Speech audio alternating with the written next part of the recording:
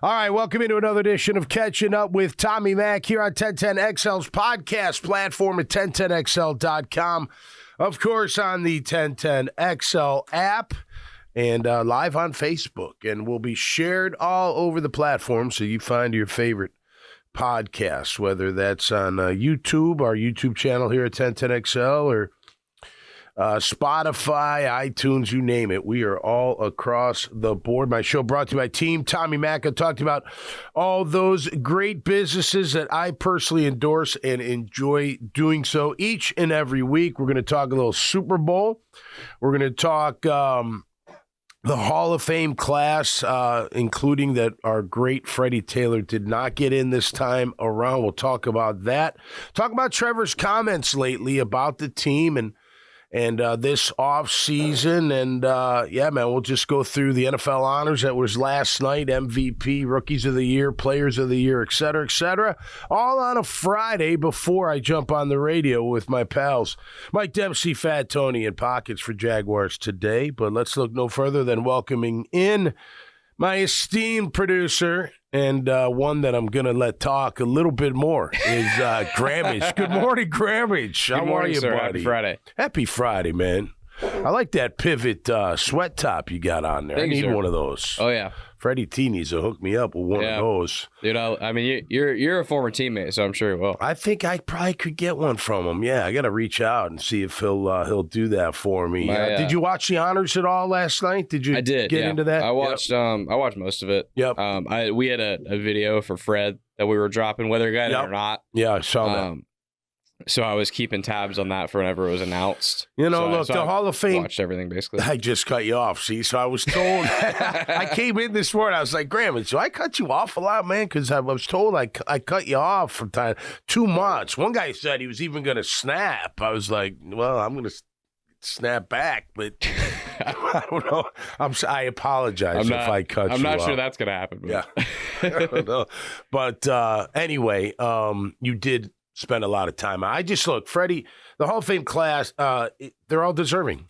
They are. And you can sit here and say, well, Fred deserves to be in this class. And I'm not saying he doesn't, because I think he should be. The one stat to me for Freddie, it's 4.6 yards per carry. I think 8 seasons out of his 13. More than anybody else. And his 4.6 yards per carry with 2,500 carries or more is only challenged by Barry Sanders. So, and Jim Brown as well. So, like, Jim Brown, Barry Sanders, you know what I mean? I get it. Not a lot of Pro Bowls, right? Not as many touchdowns as maybe you'd like. But overall, I don't know. That's why, like, Hall of Fame, you know, I'm not in the room. You know, I'm not a writer that votes on it. I think, you know, if you really spoke to the defenders of Fred Taylor, the ones that went against him year in and year out, they'd say he was one of the best in that era, without question. Without question. I mean, he is worthy of a Hall of Fame gold jacket. He was that good, that impressive. And you know what? It's too bad he had that major injury, Grammage. Because if he didn't miss, I went through it one year. I went through all the games that he missed. And if you added the 4.6 yards per carry, even at a conservative number of carries for the year, his yards, he's up near 15. I mean, he's up near the top. Injuries happen, obviously. That was a major one when he tore his, you know, groin tendon off the bone or whatever. It was a massive, massive injury. It took him a little bit to get back to his normal Fred Taylor running. But then when he did, he was back to being spectacular again. But just think of that time. If he didn't miss that time, just think even if you cut the games in half, he's still near 14 or 13-5, whatever. You know what I'm saying? Like, he'd be pretty high up in the hierarchy of all-time rushing leaders in the NFL. And the whole Fragile Fred thing, like, came from that groin injury. Yep. Dude, if you look after that in his career, for the most, he was healthy. Yeah. He was a durable player for the most durable. of his career. That was a nasty injury, and it wasn't fair to call him fragile because he was not fragile. What hurt him was Coach Coughlin kept him listed as questionable week in and week out, and there was no way he was going to play. I mean, he tore it from the bone. You can't. I don't know. I've never torn my groin from the bone, but I got to imagine you kind of need that attached so it works properly, especially if you're a running back. But nonetheless, look, he doesn't make it. Hall of Fame class, worthy, babe. I mean, I can't. Dwight Freeney, he was insane. He was insane. Him and Robert Mathis together. I remember Freeney came out 6'1", 260, and ran like a 4.4 at the combine. I mean, it was just insanity. And he could rush the passer. Andre Johnson, I mean, one of the most dominant wide receivers in the game. Now I'll tell you this: Jimmy Smith's not in the top 15, but you compare Andre Johnson to Jimmy Smith. I would sit here and say, and as unbiased as I can be, if Andre Johnson's worthy of the Hall of Fame, my pal Jimmy Smith is worthy of the Hall of Fame. I mean, they're pretty comparable. There are others too, don't get me wrong, but and I'm not trying to slight Andre Johnson. He was awesome. Very, very great player. So, but I think if I'm Jimmy, I'm thinking, man, if he's in there, I should have a shot at this thing. Freddie maybe gets in next year. We'll see. Julius Peppers, freak show. I mean, incredible career. Incredible. Carolina, Chicago, up there in the sack leaders, specimen. I saw where he ran at 6'6", 283. He ran a 4.68 or something like that.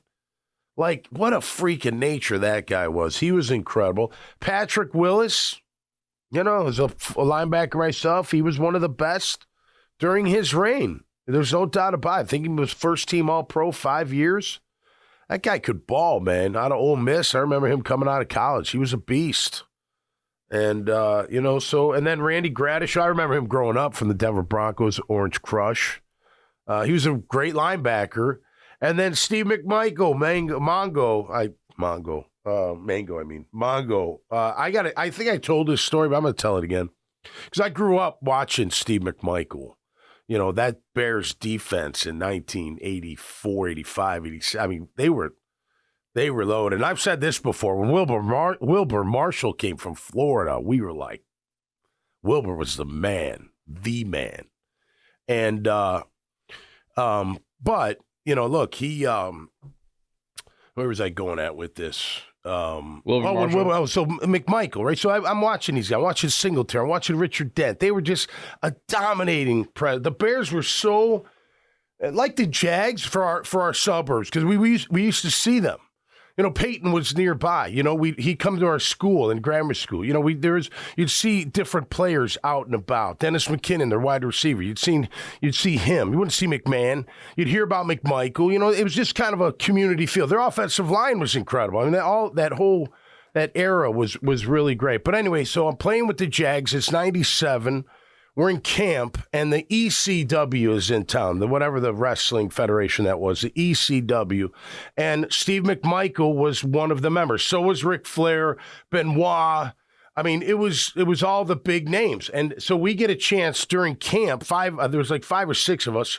Hey, anybody want to go backstage and meet the wrestlers? And I was like, oh, McMichael's going to be there? Yeah, hell yeah, I want to meet Flair, whatever. I wasn't a big wrestling guy. I knew they were big stars. So we go backstage, and Flair is doing his woo with his. I'm not kidding, with his comb. Mm-hmm. I'm just like, wow, that guy's kind of interesting. But Benoit's on the he's jacked up. All of them are all jacked up and lathered up, and Benoit's on his.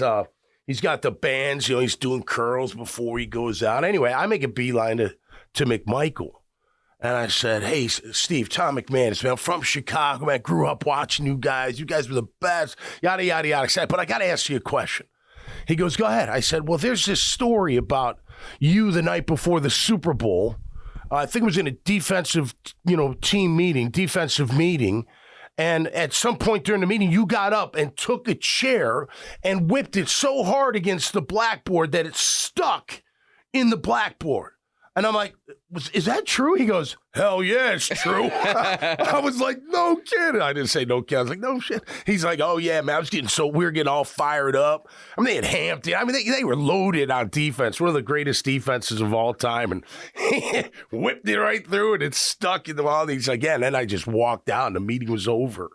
Of course, they just dismantled the Patriots. But that's a good group. Now look, Devin Hester, could you make a case Freddie T should be in there ahead of Devin Hester? I'll play devil's advocate. The reason I'll say no is because Devin Hester as a return that's a really specialized kind of craft. And when you're one of the greatest of all time, that heightens it even more. You know what I mean? I don't know. That's a specialized, the amount of kicks he returned for scores. I mean, the difference maker he was with the ball in his hands, and he did plenty as a receiver too. Don't get me wrong. He wasn't just that. I get why Devin Hester is in the Hall of Fame. I mean, he was that kind of player. Freddie deserves it. There's no doubt. And you can make a case, Grammage, for Fred maybe should be, but I think when it's specialized like that and you're that great, I mean, who are the other great return men of all time? Dion's probably number 2. Okay. Billy White Shoes, back in the day, right? Billy White Shoes Johnson. Yeah. Exactly. That's great. But you give me your argument for Freddie T over maybe Devin Hester. So this one's tough for me because it's one of the toughest. Man. This is one of the toughest football arguments for me. Yep. Hall of Fame wise, because Fred Taylor's my favorite football player ever. Devin Hester might be second. Yeah. Like I loved Devin. I grew up watching him. Yep. Even though like obviously I'm a Gator fan, so I don't like Miami, but like just how insane he was at Miami. Yeah. He's got a punt return against Duke. And it's the most ridiculous play I've ever seen in football. Yeah. He literally does like 4 like actual circles before he decides to cut somewhere. No one can touch him. But anyway, I would have picked Fred. It's clear bias for me. I mean, grew up a Jags fan. Yeah. I'm a Gator as well. Yeah. Like there's a lot of reasons Fred Taylor's my favorite player of all time. I would have taken Fred over Devin because I feel like Fred Taylor is one of the best running backs of all time in an era where a running back was the most important position on the field. It was. No, you're right. Power run, play action pass. I think that in those years, I think Fred Taylor was more important to the Jaguars than Devin Hester was. Even though Devin Hester was extremely important. I get it. Without Devin Hester, they might not go to the Super Bowl. I get it. He was really, really important. Great points. I just think your feature back, it has to be greater than a kick returner if they're equal, if they're pretty close resumes. Now, that said, Devin Hester is a Hall of Famer. It's not like we let in some scrub that shouldn't have been let in. No, right. I firmly believe both of those guys belong in Canton, Ohio. I like Fred's resume better in general. That's a great argument. I also think Fred has been waiting longer, too. Yeah, and I know that's not supposed to be part of the criteria. I understand that. Yeah. I will say, I believe I think it's Peter King, who is a voter on the Hall of Fame. He has said in an interview before that if 2 resumes are basically completely tied, he goes with the guy that's been waiting longer and the guy that's older it's less for guys like Fred and Devin. Right. It's more for like, old coaches that like Gradishaw and McMichael the senior committee. Like guys, we don't know how many years they're going to have left, and we want them to be able to physically enjoy them getting in. Yeah. And so it's really more for them than it is for a guy like Devin or Fred. But it's the fact that if the resumes are pretty equal and one guy's been in line longer. Yeah. Well, here's the thing. Another thing. Say Fred played for Chicago his whole career. He'd been a Pro Bowler a lot more. He'd have been in 5 years ago. I'm just saying from his when he's playing, like he's got 1 Pro Bowl to his credit. Yeah. And you know how I feel about the Pro Bowl. It's a popularity contest. All pros different. All pros, you're the best. You're first team, second team, whatever. You're the best at your position because it's your peers, it's coaches, and it's the writers that cover your team, right? Those are the. Like when Patrick Willis, I think he was a 5-time All-Pro, first team. Like that's the best in the game, right? Pro Bowls matter, don't get me wrong. And I do know back in the day, we talked about this on Tuesday, that the Pro Bowl back in the day when Freddie was going through was, I think, weighed upon more than it is today, because of what it meant back then. But if Fred Taylor was in a bigger market, and it's not a slight on Jacksonville, it is what it is, even with our success. If he was in a bigger market, people would have seen him more, watched him more, and understood more just how special he really was. You know what I mean? Now, during his era, there were a lot of really good running backs. Think about those. All the great running backs back, the Jamal Lewises, the Priest Holmes. They were popular. Whether they're better than Freddie or not, that's not the point I'm trying to make. And I think Freddie's the best, but they were more popular than Fred Taylor nationwide. LaDainian Tomlinson was in his era. Yes. He was more popular than Fred. Marshall Faulk, who was NFC, but still. Sean Alexander. You know what I mean? You're talking about, and I'm not saying they're better than Fred, but their popularity was huge. It was a tough one for me, and I think he went in last year. Not the year before. The year before was Baselli's year. I think it was last year. Yep. Edgerrin James is a great back. Is Edgerrin James better than Fred Taylor? Edge was phenomenal. I think they're a great one-on-one. If Edge is in, Freddie should be in. That's my opinion, without a doubt. Yeah, and I think, believe that. And I believe that. I'd have to see the exact years, but they're around the same age. Yeah, they played listen, around the Edge same was time. Quite phenomenal. He was really, really good. So was Fred. I just that one. Edge wasn't a home run hitter like Freddie. He was fast enough. Don't get me wrong, but he was very powerful and elusive at the same time. He was great in the open field. I'm not saying he wasn't, but Fred takes it to the house from 90. Nobody's catching. I don't know if Edge had that in him. This has been maybe talked from about 40. You know what I mean? This has been talked about a bunch of times, and Jack said they talked about it yesterday, and I agree. What made Fred so rare? What made Fred so rare was the combination of size and speed. They're extremely. I used to tackle it in practice. I know. Mike said this yesterday. Like when you hit him. Mike said this yesterday, and I thought it was the perfect way to describe Fred Taylor. There's been a lot of guys that have played running back in the NFL that are as fast as Fred Taylor. There's been a lot of guys as powerful. There's been very few guys that are both what he possessed, because he could run your ass over in the hole. Oh, totally. And then he could also get one step and be gone. Yeah. I'm trying to think others that had that. If you watch his highlights, his short area quickness. Oh, yeah. Ability to make guys miss in a phone booth. In the hole. Like a Barry Sanders would. Yeah. Right? Yeah. That's a short, small guy running back type of thing. Right. And then the home run is the same way.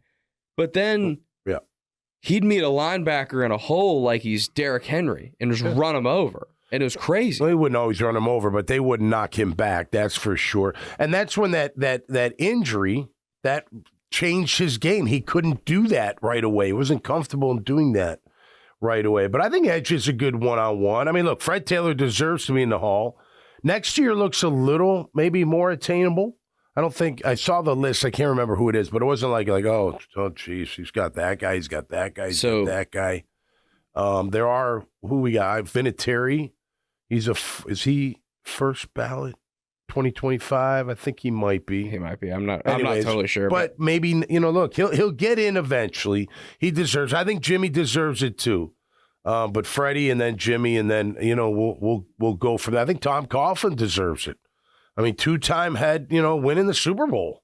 How many championship games too on top of that, and then getting this kick-started franchise going, is an expansion in 95 through 90, through this tenure. Tom Coughlin should be a no-brainer. Yeah, I agree. With Fred, I'm not totally sure who the no doubt first ballot guys are going to be next year. I know the year after Adrian Peterson, AP, he's first ballot. Who will get in first ballot. Yep. And then the year after, I believe, is Frank Gore, which he's definitely first ballot. Is going to be first ballot just because he played for so damn long and his numbers are ridiculous. Yeah. So I would think that next year is going to be as good a time as any for Fred to get in. Yeah, next I think year so. Kind of like how the year Tony got in, it was like, okay, this kind of is the year. And again, sorry to cut you off there, my man. Tony to me was, and look, it's hard. And Sam Kavaris did a phenomenal job representing Tony. And Tony will say that. But to me, when I look at Tony, and I would always say this, I'm like, the four guys that are in the Hall during that era, Ogden, Pace, Walter Jones, and Willie Roaf, all phenomenal players. he was as good or better than every one of them. So to me, that you're in. I don't care how many years you played. Now, granted, if you played 2 or 3, that'd be different, but he didn't. He played a significant amount of games, 91, I think. So to me, that's it. I look at Fred Taylor, that 4.6. I'm telling you right now, look at it this way. If I give up 100 yards on the ground game on defense, but it takes you 30 carries to do it, who won the day? Who won the day? I mean, I won the day. Now, yeah. I don't know if everybody looks at it that way, but us defensive players look at it that way. Like, okay, Eddie George goes for 102 yards, but it was 30 carries or whatever to get there. You're like, no, we won that. That's not an efficient running game.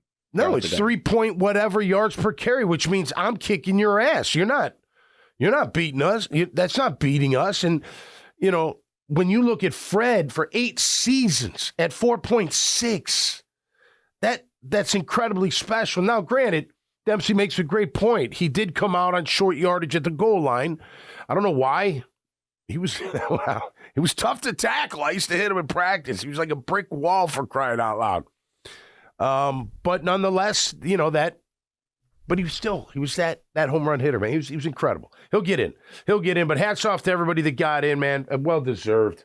Well deserved. And that's quite the class. No doubt about that. All right, the honors last night. Lamar gets the MVP. I don't think anybody's surprised by that. You know, that's great. But you got to be big in big games. Not all his fault. They could have been there. They had a chance to beat Kansas City. They had a chance to beat them. You know, but good for him. Houston, how about that for draft picks? Just like the Jets a year ago, right? Getting offensive rookie of the year and defensive rookie of the year. It's even better for the Texans because their offensive guy's their QB. Yeah, he's a good one, man. Now, like I said before, he had a great rookie year. Let's see. You know, you heard his comments. He said the Jags were the last, and week 3 were the last team that treated me like a rookie. Because I burned him, I hurt him, and he did. He tore us apart. The first time around anyway. He's a good young quarterback. I want to see year 2 like I always want to see out of quarterbacks. Myles Garrett, defensive player of the year for the AP. He's phenomenal. Josh didn't get a vote at all, huh? Not even one vote. See, that's another. You know, I don't know. I think playing in Jacksonville might hurt that as well. Just not. If Josh Allen who votes for that stuff anyway? Do you know? Who votes for? I think the it's honors. I think it's similar to guys. Is it all AP? I think so. I think it's like guys that vote for all pro stuff. Okay, I believe. Yeah, I think you're right because it's AP, offensive player of the year and defensive player of the year. If Josh Allen played for the Dallas Cowboys, yep, he'd have won defensive player of the year. Yeah. No, right? There's some truth to that. That's why you got to win a Super Bowl. Win a Super Bowl and all that changes and just be in the tournament year after year after year like we used to be. That's the best way. Obviously, you want to win it if you get there. Yep. Even just making one kind of puts you on. Like, look at the Bengals for the longest time. They weren't and they were irrelevant, but always had good, like, they've always had good players. People kind of know if you watch a lot of ball, but they never got a ton of recognition. They make that Super Bowl, and they've been on a pedestal higher since then. It's immortality. Their team, forever. How they're covered, like they've been treated. Yeah, they give you the benefit of the doubt. They've had a bigger microscope since they made that Super Bowl. Yeah, absolutely. McCaffrey wins AP Offensive Player of the Year. Very good. Come on. I would have given it to Tyreek Hill personally. Yeah. But McCaffrey's unbelievable. But again, when we talk about this, he's a thumper and a take it to the house. He can do everything. He's like Freddie. They should have used Fred more in the passing game. Freddie was very good in the passing game. And Fred's a lot bigger than McCaffrey. You know, just as fast, if not faster. Dude, but Fred's catch. He's a great player. Fred's catch over Woodson, your old friend and teammate Killer Bees. Yeah. Against the Jets whenever the Jets. Yeah, right. I mean, running backs don't catch passes like that. Yeah. Going up and like most running backs, when you think of them being utilized in the passing game, it's swing passes, screens, whatever. Yeah. Dude, Fred's down the field contesting catches with DBs. Like, that's crazy.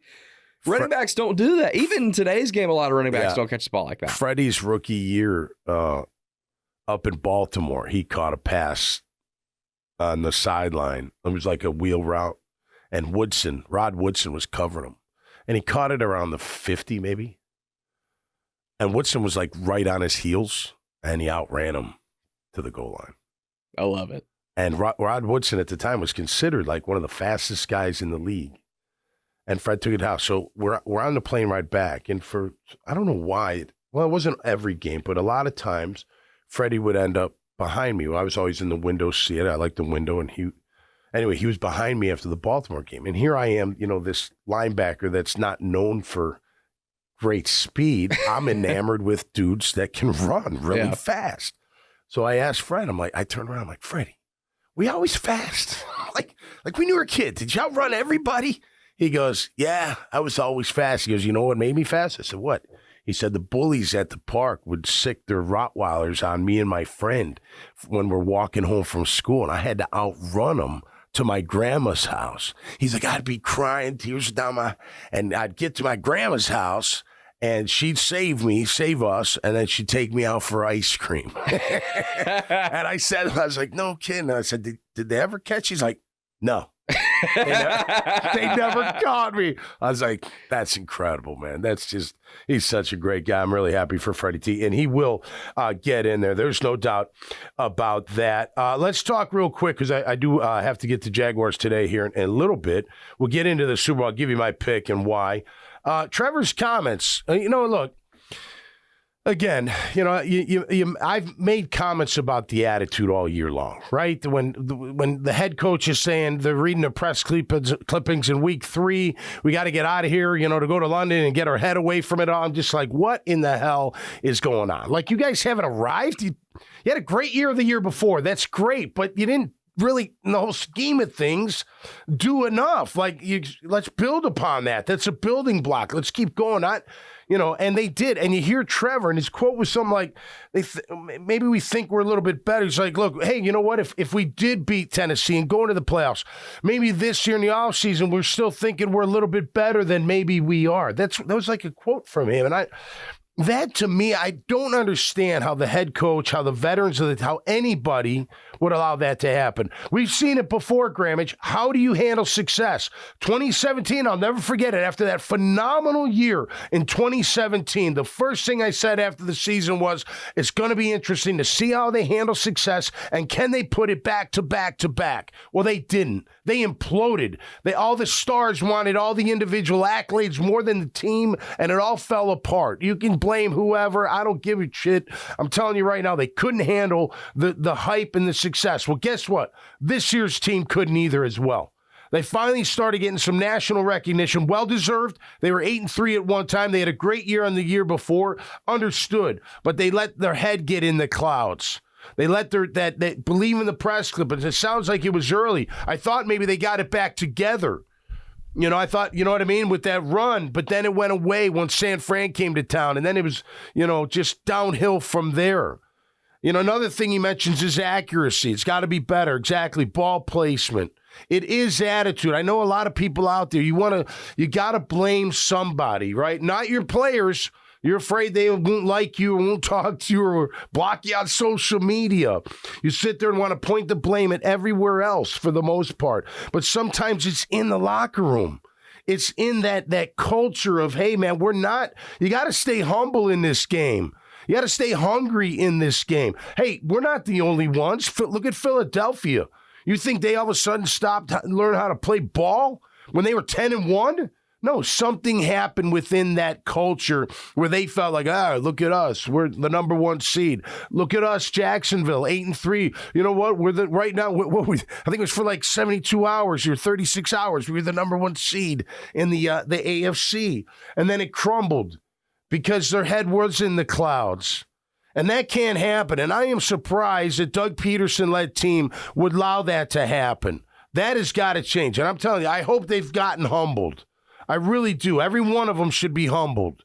You haven't done anything yet. You haven't. 9-8, 9-8, great. We know there's tale of 2 9-8s.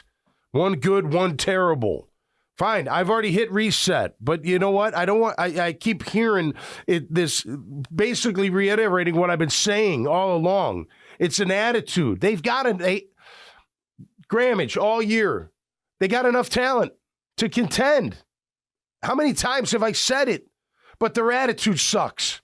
Their preparation sucks. They're not doing what it takes to be ready every single Sunday. You can't have mental mistakes.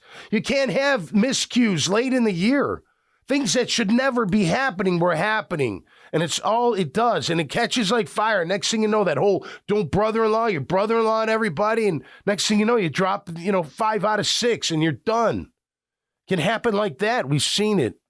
So that's got to change. And I'm hopeful it will. I'm hopeful that all of them just look in the mirror and say, you know what, they do have a nucleus of talent to be a contender. They got to add, you know where I stand, the beef up front on both sides of the ball. But they've got enough nucleus of talent to be a contender. You just got to hone it in, man, and keep it together up here and in your gut, man. And then, you can celebrate at the end of the year. You want to stand on the mountain and say we're Super Bowl champions? Well, damn it, you can do that when you win the Super Bowl. Other than that, no. Shut up. Go back to work. So hopefully that is going to happen. And I'm glad Trevor's being so forthright and honest about it. That's cool. But he's got to do it too. And he handled everything about the contract fine. Look, you know where I stand. I want him to earn it. He can. This is 4th year. This is a big year, and I think he's going to do it. I think they're all going to do it. Hopefully they've eaten their humble pie. Hey, we've all been kicked down. I've been humbled by the good Lord himself. There's no doubt about it. But you rise back up, and you learn from your miscues and your mistakes, and you figure out what's going to make the best version of me, and that's no different in life or in football, in my opinion. All right, Super Bowl 58, Grammage upon us. I tell you what, I keep waking up every morning with 2 thoughts this week. 1, I'm thankful I'm not hungover. And 2, don't eat yellow snow. No. 1, I'm thankful I'm not hungover. But 2, man, the parties out in Vegas got to be insane. And I do have a little bit of wish I was out there with me and my wife. So you kind of wish you were hungover. Kind of. It would be worth it, like being on a Radio Row. I'm surprised we didn't go out there. We got to go out there, man. But anyway, we'll see about next year. But Vegas is absolutely it's just starting too. Like Friday. It's so much fun. Thursday through Sunday is just absolutely the momentum, the energy. You get closer and closer. The parties, the stars start coming into Radio Row, and they're at the parties. Coming in Friday, Saturday. It's just so much fun. We've seen it here in Jacksonville. I think we will see it again. But look, I was listening. Who was I listening to the other day? They made it so funny, and I think it's so great. You look at San Fran and the amount of all pros and Pro Bowlers they have on that team. Think about it. McCaffrey, Williams. Yeah. We were talking about this the other day. They're loaded with superstar players. They're the number 1 team in the league of just listing dudes that they have. Yeah, exactly. They're like number 1 all dude team. Like you can just sit there and just name players. Right. It's crazy. The fullback, top in the game. Right. If you have a marquee name tailback at fullback, right, then you've got dudes. Yeah, tight end. Yeah, one of the best. Quarterback. Everyone's listen. We'll see how he does in the Super Bowl. I'll tell you what. If he plays well in the Super Bowl and they win, Brock Purdy, you can kiss all that game manager crap out the door. In my opinion, I do it already. But anyway, with all that talent, every analyst, it was a national show, I think, every analyst picked the Chiefs. It's weird because of Patrick Mahomes. It's so incredible. Like and he is. He is. And trust me, I feel the same. I think the Chiefs are going to come to play, and I think it's going to be a great game. It's going to be a hard-hitting, physical battle. I heard Will Compton, who does the busting, he's like, no, San Fran's going to roll. I don't see any team rolling. If any team rolls, I think Kansas City and Andy Reid's offense does something that screws up San Francisco's defense and gets it going. Could happen the other way. I mean, this talk about not just physicality, Grammage, but the chess match on both sides, both coordinators. I mean, you're talking about like Kyle Shanahan and Spagnuolo. Like, Spagnuolo is one of the best defensive coordinators in the game. He's going to come up with something to try to take care of somebody. I'm guessing it's Debo. Like, don't let Debo hurt you. The other guys are going to hurt you. But if he hurts you with the other guys, it's even a bigger dagger. You know, an end around that takes off for 50 or a big return, whatever it is, or catch or whatever it is. You know what I mean? So that's going to be a fun one. But I got it close. I'm going to say it's a pretty high. I'm going to say 31-28 Kansas City Chiefs. I liked yesterday. I liked 24-20, a little bit lower. That'd be a great game. I want it to be a good game. Yeah, I do too. I think I speak for any football fan that doesn't have their team in the Super Bowl that year. Yep. I think all of us, when we watch the game, we just want 6-7 minutes left in the game, and you're not totally sure who's going to win. No, right. That's when it's really a fun. Every play. I love the Super Bowl regardless, but it does suck when the fourth quarter starts. It's a blowout. I agree. It sucks. You stop watching it almost. Like you start talking to your friends. I remember Panthers Broncos year. Yeah. You knew that game was over by halftime. Yeah. And when the Seahawks killed the Broncos, that game was over in 2 seconds, man. Yeah. So I just love the photo finishes. I mean, the last time these two teams played, it was a hell of a game. It was a great game. Chiefs down 10, start of the fourth. Yeah. That big bomb, the Tyreek Hill gets him going. It was a great game. Yeah. We've had some really good Super Bowls lately. Absolutely. For the most part. Can't wait. It's going to be a great. But it's funny. Event. It's funny that we're talking about how everybody's picking the Chiefs. Yeah. Analyst wise. Yeah. I didn't realize this until I looked at it this morning. Yep. San Fran is favored. Yeah. Vegas likes San Fran, which is interesting because it's What's the spread? I'm sorry to cut you off, but what's the spread? I think it's 3.5. Okay. Okay. Which is crazy because it's rare that you see Vegas picking one team. Yep. And every analyst on the other. Yeah. It's typically one or the other. Yeah. It's just weird because everyone's answer is the same. It's like, I get how good San Fran is, but Patrick Mahomes, man. Yeah. Well, and Kelsey.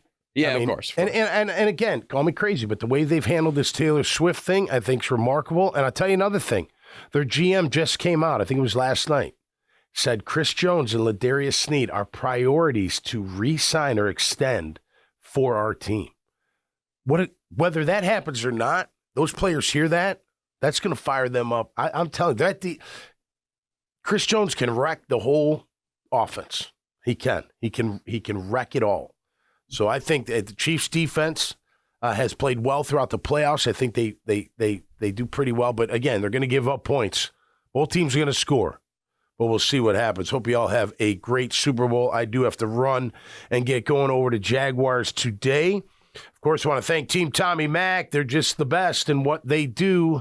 Chris Lucero's bail bonds get you out quick if you get thrown in the clink. Get you out in a blink. J-Dog Junk Remover and Hauling. Hey, all you contractors out there, check them out at jdogjunkremoval.com and check out their hauling business and what they bring to the table. All about integrity. Carpet Man Flooring, not just LVP, of course, but also all types of flooring. Highest quality at the lowest prices. Azar Sausage Company, third generation. Phil and John do a great job. It's homegrown, it's down home, processed here, and all in your local grocery stores. Code Ninjas. That's right, man. Don't be a fool. Coding is cool.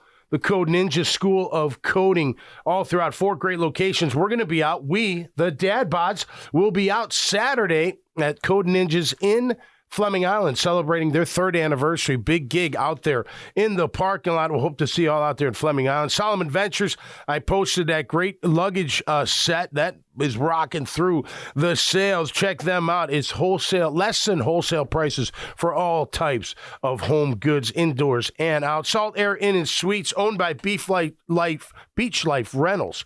All throughout the beach. You know, you can rent the bikes and the surfboards. They run the pier. Well, they also own the Salt Air Inn and Suites with concierge service, a great place. Graffiti Burger Bar, right there on 3rd Street, new management, new ownership. Just a great place to watch the big game and have some great food. And, of course, I want to thank 1010 XL. All right, Grammage, that's going to do it, buddy. You have a great weekend, my friend. All of you out there, have a great weekend.